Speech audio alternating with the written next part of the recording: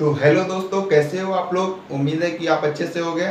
तो आज मैं बताने जा रहा हूँ हीट लोड कैलकुलेशन के बारे में। तो मैं पिछले वीडियो में भी हीट लोड कैलकुलेशन का कंटिन्यू वीडियो डाल रहा हूँ हीट लोड कैलकुलेशन में। तो ये स्टेप नंबर 5 है, ठीक है।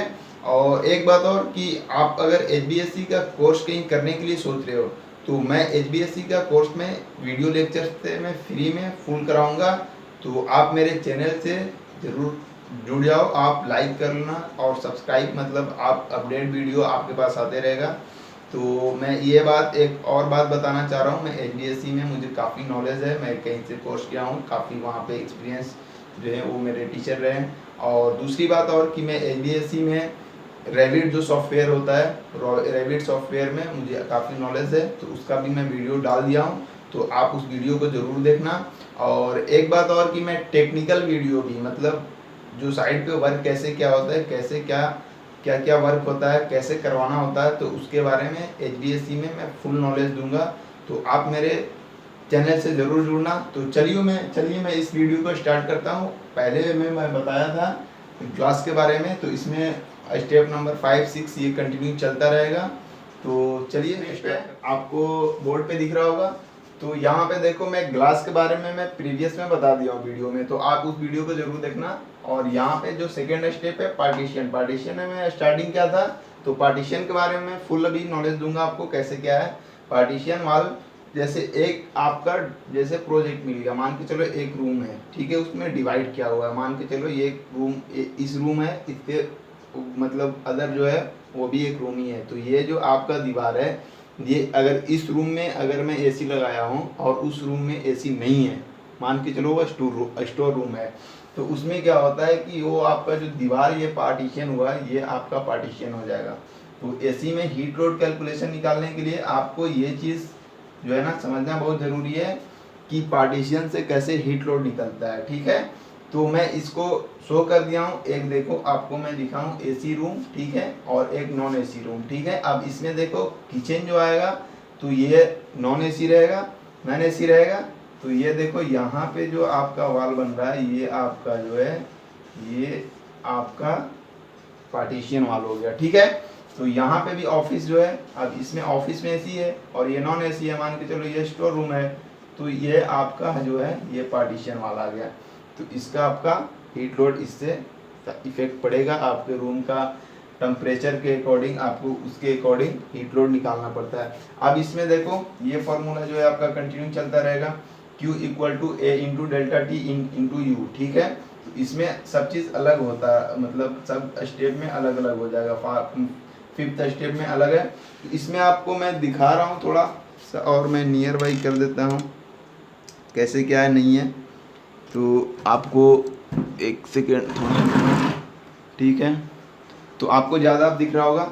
इसमें देखो Q का जो है वो वेयर, मतलब Q क्या है, A क्या है, उसके बारे में बता रहा हूँ।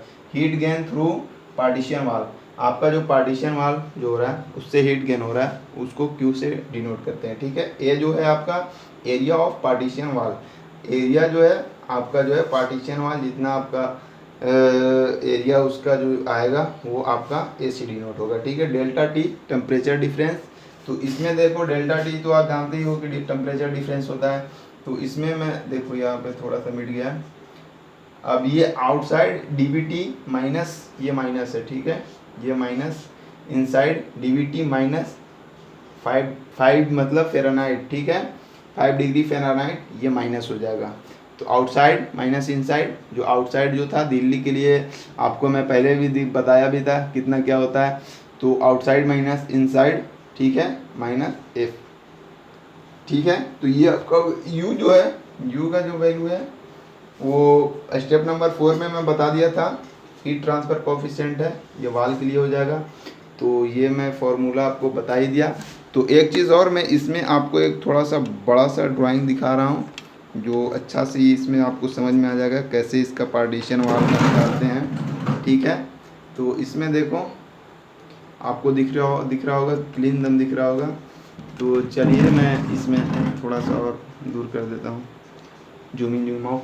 तो ये देखो आप, ये एक मैं ड्राइंग जैसे बना दिया हूँ कि रूम का, जैसे जो आपका जो है स्ट्रक्चर का जो होता है ड्राइंग वो इस तरह का ही होता है नॉर्मल, वैसे बड़ा बड़ा सा होता है। तो देखो ये रूम जो है आपका, ये रूम एसी आ रहा है, ठीक है, ये किचन है, ये नॉन एसी आ गया। तो ये आपका जो वाल है, ये आपका जो वाल हो जाएगा ये पार्टीशन वाल है, ठीक है। और इधर भी आ जाएगा पार्टीशन वाल, मतलब किचन वाला जो भी एरिया आपका जो है वो पार्टीशन वाल में आएगा। टॉयलेट में उसी तरह आएगा, ये और ये 3, ठीक है। इसमें भी देख लो आप, ये स्टोर रूम है और ये टॉयलेट है, तो ये दोनों पार्टीशन वाला है, ठीक है, ये पूरा पार्टीशन है। तो ये आपको थोड़ा सा ध्यान रखना पड़ेगा कौन कौन सा क्या है, ठीक है। तो इसके लिए मैं दिखा रहा हूँ आपको, इसमें मैं शो कर दिया हूँ स्टेप बाई करके 1 2 3 4 5 6 7 8 9 10, ठीक है, 11 12 यहाँ हो गया, 13 14 15 16, ठीक है। तो ये स्टेप में लिख दिया हूँ एक। और इसमें दूसरा चीज़ आपको एक और दिखा रहा हूँ कि इसमें मैं, अब देखो एक बिल्डिंग आपका जैसे, ठीक है, एक मान के चलो, ये मैं टॉप प्लान, देखो ये प्लान टॉप व्यू से मैं दिखा रहा हूँ, ठीक है, प्लान जो व्यू है आपका टॉप से, मैं ऊपर से देख रहा हूँ। तो आपका इसका बिल्डिंग जो है, एक मान के चलो, ये तो मैं ऐसे दिखा रहा हूँ, ठीक है, ये कैसे कैसे क्या है। अब इसमें क्या होता है, ये आपका मान के चलो ऐसे बिल्डिंग खड़ा है, तो इसका बिल्डिंग जो खड़ा है इसका भी तो हाइट होगा। तो ये बिल्डिंग का हाइट मैं एक नॉर्मल ले दिया हूँ 10 फुट, ठीक है। तो ये आपको दिख रहा होगा, और इसका फॉर्मूला तो आपको पहले ही मालूम होगा। और एरिया निकालने के लिए तो आपको पहले से भी मैं बता दिया हूँ कैसे क्या निकलता है, तो वो आप देख लेना वीडियो को। अब देखो इसमें इस यहाँ से लेकर यहाँ जो है आपका 12 फुट दिया हुआ है, ठीक है। अब यहाँ से देखो, यहाँ से लेके यहाँ 6 फुट है, यहाँ से लेके यहाँ 12, ठीक है, यहाँ से यहाँ लेकर, ठीक है, 12 फुट हो गया, यहाँ से यहाँ 12 फुट, ठीक है, यहाँ से यहाँ 12 फुट, ठीक है। तो ये चीज़ आपको अब मैं बता रहा हूँ कैसे क्या इसमें निकलेगा। तो आप कुछ समझो कि आपको इसमें थोड़ा सा दिमाग लगाना पड़ेगा भाई कि कैसे निकालना है, ठीक है। अब आपको मैं यहाँ पे लेकर आ गया हूँ, यहाँ देखो रूम नंबर 1 की बात करूँगा। इस रूम का अगर हीट लोड निकालना है तो आप इसका थोड़ा सा ध्यान से देखो, क्योंकि ये आपको समझ में आना चाहिए। जैसे यहाँ ये पूरा रूम है, ठीक है, इसमें आपका पार्टीशन वाल कहाँ पे आ रहा है, पार्टीशन वाल ओनली यहाँ से लेकर यहाँ तक आ रहा है, ठीक है, 2 से 12 जो स्टेप है वो। तो मैं ये स्टेप लिख दिया हूँ, ये स्टेप है, ये आप याद रखना, ऐसा नहीं कि यहाँ पे स्टेप है, ठीक है। और आपका 11 से लेकर जो है, 11 से लेकर जो आपका है यहाँ, 11 से लेकर जो है 15 तक, 11 से लेकर 15 तक, मतलब यहाँ से लेकर आपका यहाँ, ये भी जो आपका है ये पार्टीशन में आ जाएगा। तो इसका एरिया निकालने के लिए अब आपको समझ में आ गया होगा कि मैं आपको शो कर दिया। तो इसको निकालने के लिए मैं थोड़ा सा आप दिमाग लगाना। ये तो यहाँ से यहाँ जो आपका जो हाइट, इसका जो ये लेंथ है उसका 8 फुट है, ठीक है। तो 8 फुट इंटू आपका जो बिल्डिंग का जो हाइट था वो आपको 10 फुट था, ठीक है। तो मैं 8 इंटू 10 कर दिया, ठीक है। आपको समझ में आ गया, लेंथ इंटू विड्थ। तो अब इसमें देखो, अब यहाँ पे जो ये था इसका तो क्लियर हो गया भैया, आपका इधर का तो क्लियर हो गया, ठीक है ना, ये तो क्लियर हो गया आपका। अब आपका बच गया स्टोर रूम का। इसमें जो था यहाँ से यहाँ जो डिस्टेंस आपका है वो कितना है, 12 फुट है, ठीक है। ये 12 फुट में लिख दिया हूँ यहाँ पे। अब उसी तरह मैं ऊपर में लिख दिया हूँ यहाँ पे आपको 12 फुट इंटू 10, ठीक है। तो लेंथ इंटू विड्थ हो गया। अब इसका जो एरिया है वो आपका निकल के आएगा 200 स्क्वायर फुट, ठीक है। अब डिफरेंस टेम्परेचर की बात करते हैं तो दिल्ली के लिए मैं 110 इनसाइड और आउटसाइड में आपको पहले ही मैं बताया था, आउटसाइड के लिए 110 दिल्ली के लिए था, और -75 डिग्री जो इनसाइड था वो रहता ही है -5, ये सब ये फ़ारेनहाइट में, ठीक है, 5 डिग्री फ़ारेनहाइट, ठीक है। तो ये 30 डिग्री फ़ारेनहाइट में आ गया डेल्टा टी, ठीक है। अब U का जो वैल्यू है वो वाल के लिए जो है मैं लेता हूँ जमसम में 0.343, ठीक है। ये आप याद रखना, इसमें U का जो वैल्यू है यही होगा। अब देखो ये तो आपका पूरा निकल गया। अब इससे आप तो पुट को वैल्यू तो Q है, यहाँ मैं लिख दे रहा हूँ, ठीक है। क्यू जो था वो कैसे क्या निकालना, तो आपको मालूम ही है, A into delta T into U. अब एक क्यू आप मान के चलो, इसके लिए आप 200 इंटू डेल्टा टी कितना हो जाएगा आपका, ये देखो डेल्टा टी का वैल्यू जो था ये मैं घटा कर दूंगा आपको, तो इसका आप लिख लेना। और यहाँ पे ये 30 तो आया ही था यार, 30 हो गया, और u इंटू 0.343, ठीक है। तो इसका आप वैल्यू निकालना ना, BTU पर आवर का होता है, वैल्यू निकल जाएगा, ठीक है। अब मैं थोड़ा जल्दी इसलिए बता रहा हूँ क्योंकि वीडियो लॉन्ग हो जाती है। अब दूसरा स्टेप जो है उसमें देखो, दूसरा जो आपका रूम है ये रूम नंबर 2 है, ठीक है। इसमें रूम नंबर 2 में ये आपका आ जाएगा और ये आ जाएगा। तो उसी तरह मैं आपको देख लेना 12 इंटू 10 क्या हुआ है, ठीक है। यहाँ से यहाँ जो आपका ये 12 दिया हुआ है और इंटू 10 आपका हाइट जो है, ठीक है, प्लस आपका ऐड होते जाएगा 8 इंटू 16, ठीक है। अब 8 इंटू, ठीक है, आपको इसमें देखना पड़ेगा 8 इंटू, मैं 16 लिख दिया हूँ, ये थोड़ा सा मिस्टेक हो रहा है, तो यहाँ पे 8 इंटू 10 ही होगा, ठीक है। तो 8 इंटू 10 तो ये 80 हो गया, 80 प्लस 120 ये भी 200 आ जाएगा आपका, ठीक है। और हॉल के लिए आप उसी तरह निकाल लेना आपका जितना जितना दिया हुआ है, ठीक है। इस तरह का कहाँ पे आपका आ रहा है, ठीक है। तो हॉल के लिए आप निकाल लेना, ये आपको समझ में आ गया होगा, क्योंकि आप भी प्रैक्टिस करो यार, बिना प्रैक्टिस का कुछ नहीं होता है, ठीक है। और वीडियो को क्या है ना, कभी भी आप डाउनलोड मत क्या करो, पहले इसको कंटिन्यू वॉच टाइम, एक आप टाइमिंग बना लो पढ़ने का। तो यहाँ पे मैं अब सीलिंग की बात करूँगा। सीलिंग में क्या होता है कि आपको ध्यान रखना पड़ेगा, जैसे देखो आपका बिल्डिंग है, मान के चलो ये देखो, ये नॉर्मल मैं यहाँ पे समझा भी दे रहा हूँ। एक आपका ये मान के चलो, ये ग्राउंड फ्लोर हो गया, ये फर्स्ट हो गया, ये सेकेंड हो गया, ठीक है।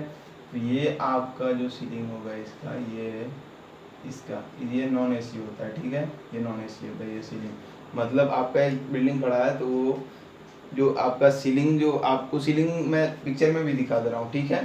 तो आप मैं दिखा दूंगा। तो सीलिंग जो होता है वो नॉन AC होता है। तो अब देखो यहाँ पे उसका भी हीट लोड जनरेट करना पड़ेगा, ये फार्मूला आपका चलता ही रहेगा कंटिन्यू। अब Q equal to heat gain through, अब इसमें सीलिंग के लिए आ जाएगा। अब यहाँ पे डेल्टा T जो है वो outside minus DVT minus inside minus 10 degree Fahrenheit हो जाएगा, ठीक है।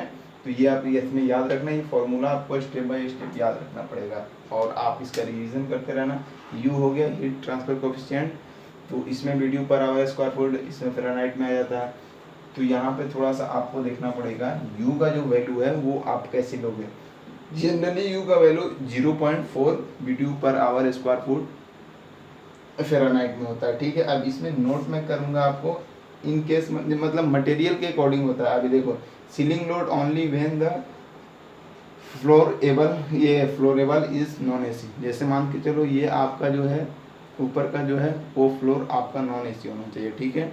उससे क्या हीट लोड कैलकुलेशन जनरेट होगा, क्योंकि आपका जो सीलिंग का जो है वो बहुत कम स्पेस होता है, ठीक है। 1 फुट मान के चलो, 2 फुट ऐसे, ठीक है। तो मैं आगे स्टेप करता हूँ, मैं बात करूँगा फ्लोर की। फ्लोर में कैसे क्या होता है उसका मैं बताऊँ, उसमें आप Q का जो वैल्यू है वो निकाल लोगे, ठीक है। इसमें मैं आपको बता दे रहा हूँ, इसमें ज़्यादा कुछ नहीं है। फ्लोर में भी वैसे ही तरह है, फ्लोर का consider floor load only when the floor below is non AC। इसमें बोल रहा है कंसीडर आप उसी को करोगे जो आपका फ्लोर जो नीचे या अप रहेगा उसका नॉन AC होना चाहिए। जैसे मान के चलो मैं बेसमेंट, ये स्टेप में दिखा दे रहा हूँ, बेसमेंट लिख दिया हूँ, ये ग्राउंड फ्लोर है, ये फर्स्ट फ्लोर है, ये सेकंड थर्ड फोर्थ। अब इसमें देखो यहाँ पे जो आपका बेसमेंट है ये नॉन AC रहेगा, और तो ये आपका जो आपका हुआ फ्लोर, ये भी फ्लोर हो गया, ये भी फ्लोर हो गया। तो ये नॉन AC मतलब इससे हीट जनरेट होगा, आपका कितना थिकनेस उसका है, ठीक है, फ्लोर का। तो ये जो है ये नॉन AC है, ये AC है, तो ये इसका हीट लोड कैलकुलेशन इसका होगा, ठीक है। तो फॉर्मूला आपको पहले से मालूम है, ये जो है Q equal to A into delta T into U। तो ये जो नॉन AC के बारे में मैं अब इसमें देखो, ये फर्स्ट फ्लोर AC हो गया, फिर सेकंड फ्लोर नॉन AC, मान के चलो ये स्टोर रूम है या कोई इसमें सरफेस एरिया का ऐसे जो है ना, इसमें नॉन AC है, कुछ भी नहीं है, ठीक है। तो ये जो आपका इसके और इसके बीच का, ठीक है, ये भी आपका अब फोर्थ में, तो ये थर्ड में जो है AC आ गया और ये फर्स्ट में AC, तो ये दोनों आपका जो है, ये आपका फ्लोर है, ये क्या हो जाएगा, नॉन एसी होगा। तो इसका आपका फ्लोर का हीट लोड कैलकुलेशन निकालना पड़ेगा। ठीक है, तो वीडियो थोड़ा लॉन्ग हो रहा है दोस्त, और मेरे वीडियो को यार लाइक सब्सक्राइब करते रहना, और मैं स्टेप बाय स्टेप बताता रहूँगा। तो इसमें जो आपको है, इसमें क्यू वही होगा, ये हो जाएगा सिर्फ फ्लोर के लिए आ जाएगा। ठीक है, तो ये आपको समझ में हो गया, ये समझ में आ गया होगा आपको। इसमें नॉर्मल आप ले लेना है ऐसे कि इसका जो है ये मान के चलो कि इसका लेंथ मान कितना ले लो, 10 फुट ले लो। ठीक है, ये नॉन एसी का ले लो ऐसे। ठीक है, 10 फुट है, और बिल्डिंग का हाइट वो उसी तरह निकलेगा, और आप इससे क्यू निकाल सकोगे, सेम टू सेम है। चलो ठीक है, तो आज के लिए मैं इतना ही करता हूँ दोस्त, फिर मैं बस कंटिन्यू मतलब 2 दिन में आता ही रहूँगा, 1-2 दिन में। तो चलिए, थैंक यू। मेरे चैनल को लाइक और सब्सक्राइब ज़रूर करना, क्योंकि आप ही मेरे सपोर्ट हो दोस्त। Thank you.